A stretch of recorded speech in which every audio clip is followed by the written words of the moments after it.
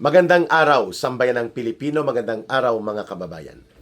Kasama niyo po ngayon si Ka Eric sa isa na namang episode ng ating Balita at Talakayan. Pag-usapan natin, mga kababayan, itong mainit na balita na itong si super bilyonaryo Enrique Razon na hindi lamang po konektado at nagkokontrol ng malalaking negosyo sa container terminal and port services ng bansa, kundi pati na rin po sa casino and resort hotel operations.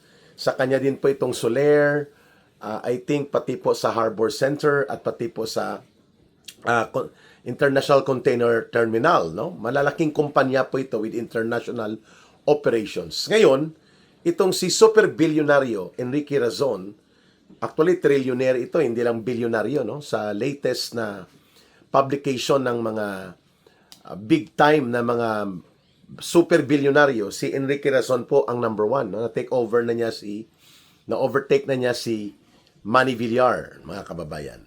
And even ang mga pamilya ni Henry C., ni Lusutan, no? Na-take over na, or na-overtake rather, ni Enrique Razon. Ngayon, ito ay very close din kay Marcos Jr. Mayroon po siyang power ventures o sa industriya ng kuryente. At ito ay mga sensitive and strategic industries, no? Sa Iloilo City, ang Panay Electric Company ay na-take over ng Moore Power. Yung Moore Power ay pribado. Ang PECO pribado din po. Pero for almost 100 years, yun po ang power provider sa pag-distribute ng kuryente sa buong Iloilo City, mga kababayan. No? And Iloilo City is an economic hub, no? Booming economic hub actually ang Iloilo City.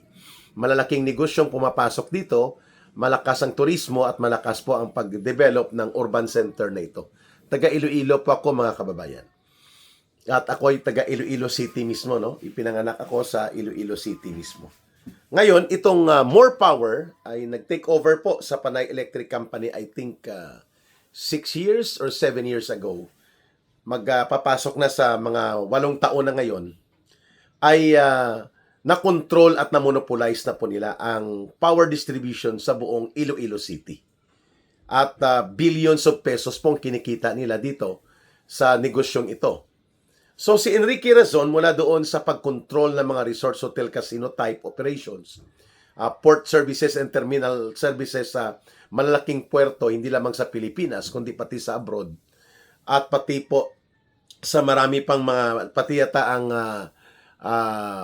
Kaliwa Dam project ng malalaking dam na magsusupply ng tubig para dito sa buong Manila and Greater Manila area. Pinasok na rin po ni Enrique Razon. Ang SESTE, nagrereklamo ngayon ang mga electric cooperatives sa mga probinsya dahil lumalabas po na kokontrolin o papunta sa pagmonopolyo at pagkontrol itong si Enrique Razon pati sa buong power sector industry. Siyempre, ang kakompetensya niya dyan, ang barkada nila Marcos na mga Aboitiz family at Lopez din. No? So, ang Meralco, Lopez yan, nandyan na sila Manny Pangilinan. Kung makikita natin pong galaw ng mga oligarko sa mga estratehikong industriya sa ilalim ni Marcos, mas lalong lumakas ang loob nila.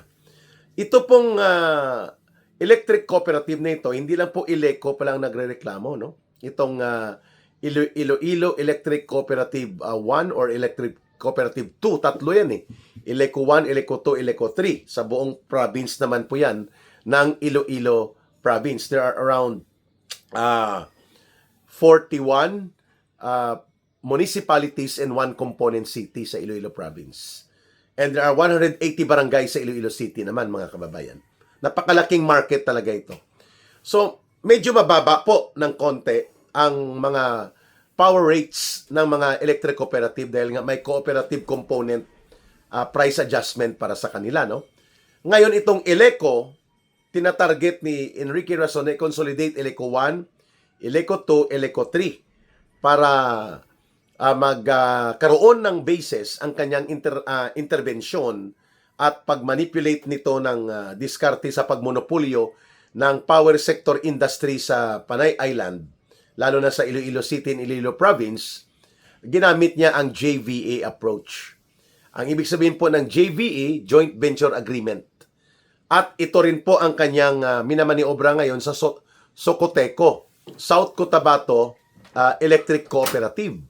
So ang Socoteco, ang Eleco, kung tutuusin po mga 80% or 90% pa nga siguro ng provincial and rural electrification sector industry ay nasa kamay po ng mga tinatawag na electric cooperatives. Ngayon, may tao pala ito si Enrique Razon, mga kababayan, na ang pangalan ay si Alameda. Dalawa po, no? Ang Alameda na dito sa Iloilo City More Power Electric Corporation or Electric Group na pagmamayari ni Enrique Razon, kapatid niya si ang Alameda na administrator ng NIA, not the National Irrigation Authority or administration na para sa patubig, NIA na NEA or the National Electrification Administration. So magkapatid yung corporate head and corporate operator ni Enrique Razon sa sektor ng kuryente, particular sa Iloilo City at sa iba pa niyang mga electric and power sector ventures ay Alameda. Ang kapatid nito ay na-appoint ni Bongbong Marcos Jr.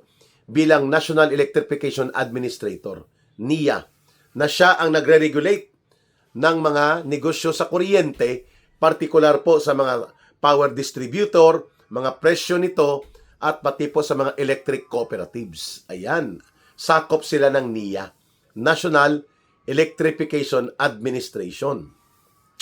Ano ba ang interest dito ni Enrique Razon para pasukin ang power sector industry at ang tinatarget nito ay ang mga rural and provincial electrification na mga sektor sa mga tinatawag na electric cooperatives. Simple lang. Nais ni Enrique Razon na magmonopolyo sa sektor ng industriya ng kuryente.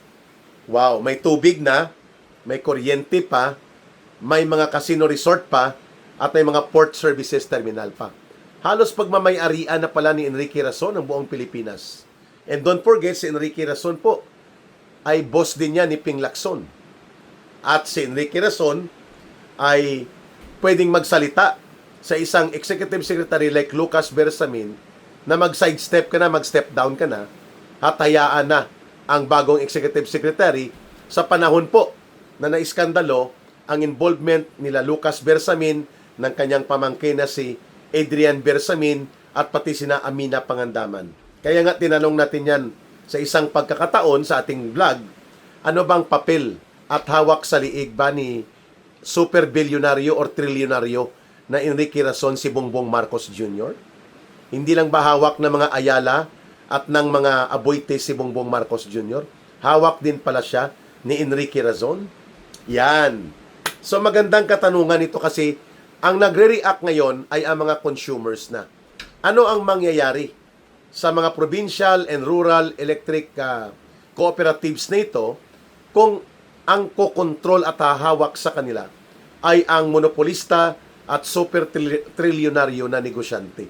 Sa More Power po, mga kababayan, ang aming bill sa monthly namin, parang building po ang binabayaran ng pamilya ko. Sa isang compound, 24 to 25,000 per month po ang bills namin. Mantakin nyo, rate na po yan ng building. Pinakabababang bahay dito po, 3,000-4,000 hanggang 5,000 ang binabayaran. Walang aircon yun, no? Kuhaan lang, electric pan. Walang rice cooker pa yon, mga kababayan. Mantakin mo, mga kababayan, kung ikokontrol ni Enrique Razon ang napakalaking at napakalawak na merkado sa buong Pilipinas sa mga electric cooperative, ngayon nasa Cotabato na sila. Dito ngayon sa Panay Island, Iloilo City and Iloilo Province. At nagagamit itong kapatid ng kanyang corporate operator sa sektor ng power industry operations niya na si Alameda, na mayroon palang kapatid na ang pangalan ay Alameda din. Hindi ko nakuha ang complete name nila.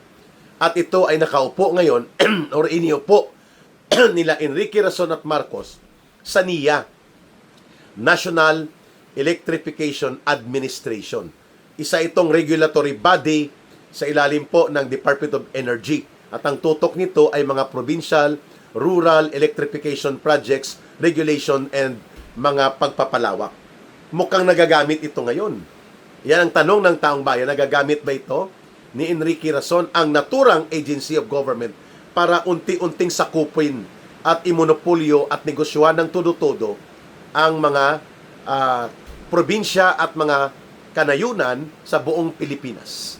Sabi ko nga, siguro hindi bababa sa 85% ng sektor ng mga pag-distribute ng kuryente dito sa mga provincial sector o mga rural areas ay electric cooperative po ang ginagamit, mga kababayan.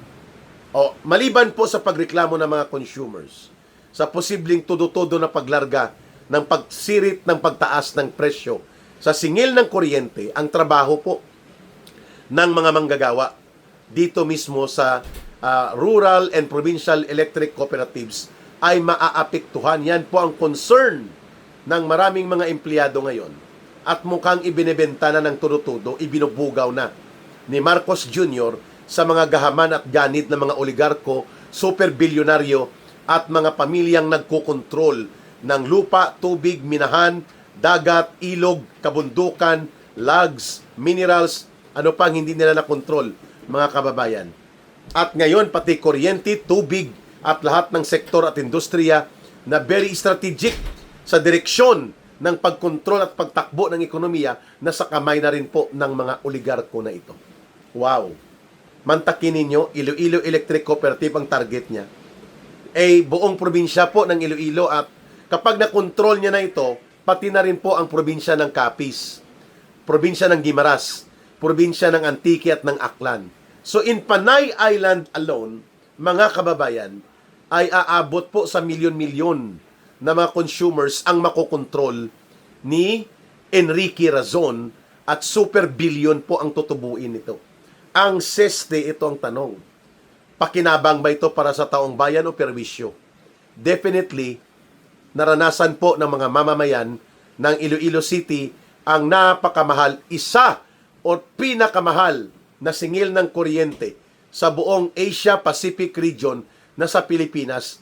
At ang isa sa pinakamahal po na pagsingil ng kuryente ay ang Meralco at ang More Power.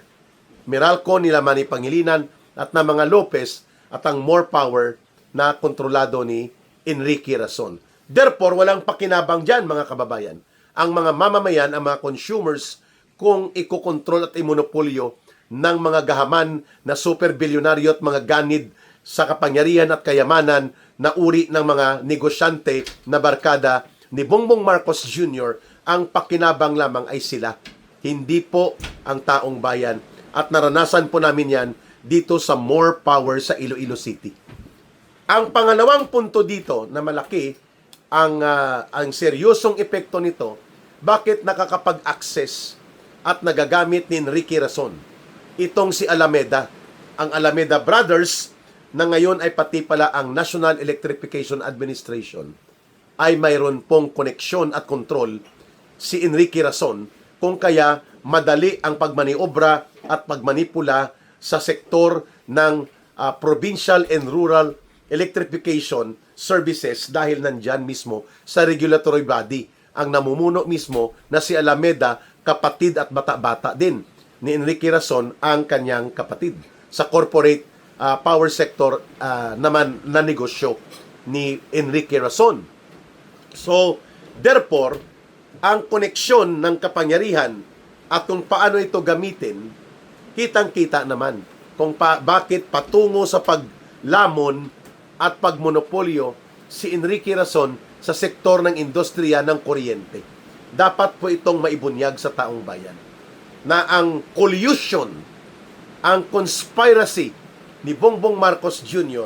kay super bilyonaryo ay sa kapahamakan at disbintahan ng taong bayan, lalong-lalo na yung mga nabibiktima na mga milyon-milyon na consumers na ngayon nakikita natin, hindi lamang pala tubig ang gustong kontrolin or negosyo sa tubig nitong Enrique Razon, gusto niya rin kontrolin na ang sektor ng pagninegosyo sa kuryente. Ito po ay mga estratehiko na mga sektor ng ekonomiya na kapag ito ay naging milking cow o source ng pandarambong at panghuhut-hut ng iilang pamilya lamang, magiging kawawa at lugmok ang kalagayan ng taong bayan. Ang mga sektor ng kuryente, tubig, transportasyon at mga kalusugan at pagkain ay dapat mayroon pong malinaw na kontrol ang Estado, ang gobyerno para mapangalagaan ang kapakanan at kabutihan ng mga mamamayang milyon-milyon na nakasandig sa naturang mga batayan na industriya, kuryente, tubig, transportasyon, gamot at pati po ang edukasyon and pagkain. Pero halos lahat po binitawan na ng gobyerno dahil sa patakaran ng full deregulation, full privatization, and full liberalization. Ibig sabihin pati mga dayuhang mamumuhunan, kukontrolin po ang mga estratehiko na mga negosyong ito. At ngayon, nakikita na natin na ang mga barkadang oligarko at mga super bilyonaryo ni Marcos Jr., sila na po ang nagtatakda ng pagdaloy ng ekonomiya samantalang patuloy po na nalulunod at nalulugmok sa kawalan ng kabuhayan at proteksyon sa kanilang mga pag-survive ang mamamayang Pilipino. So paano pong mangyayari nito kung buong sektor halos ng industriya ng kuryente ay lubusan ng paghati-hatian lamang ng 2 o 3 grupo. Grupo ng Lopez Pangilinan, grupo ng Aboitiz at grupo ni Enrique Razon na ngayon ay target nitong kontrolin ang mahigit kalahati sa buong industriya ng sektor ng kuryente. Wow! And these things are only happening dahil nagiging barkada at protected ni Marcos itong mga oligarko na napakagahaman sa salapi at kapangyarihan. Like what we are seeing right now na nagrereklamo na mga empleyado ng South Cotabato Electric Cooperative, nagrereklamo na rin po ang mga empleyado at pati na mga consumers nila sa Iloilo Electric Cooperative. Malinaw po ang direksyon ng pag-take over ni Enrique Razon sa pamamagitan po ng kanyang koneksyon at paggamit nitong National Electrification Administration. Negosyo at ganansya, hindi po kabutihan ng taong bayan. Yan ang totoo, yan ang dapat nating tanggapin na katotohanang dapat nating mailinaw kung bakit natin pinupuna ang Marcos administration na ito dahil hindi lamang ito pasimuno ng pandarambong at sistematikong korupsyon. Pasimuno din ito ng pagbebenta ng karapatan at kabutihan ng mamamayan sa pangunahing serbisyong panglipunan. Kagaya po ng pangangailangan ng proteksyon sana ng mamamayan sa magandang serbisyo sa kalusugan, edukasyon, pagkain, tubig, kuryente, at transportasyon. Lahat ng ito, pinabayaan na ni Marcos sa kamay ng mga oligarko na kanyang barkada at mga kapanalig sa kanyang gobyernong kontra sa interes ng mamamayang Pilipino. Maraming salamat sa patuloy ninyong pakikinig at pagtitiwala kay Ka Eric dito sa masusi, mapanuri at seryosong talakayan ng ating mga political commentaries sa mga mabibigat na issue na hinaharap ng ating mga mamamayan. Mahalin po natin ang bansang Pilipinas, mga kababayan. Walang ibang magmamahal nito, kundi tayo ring mga Pilipino.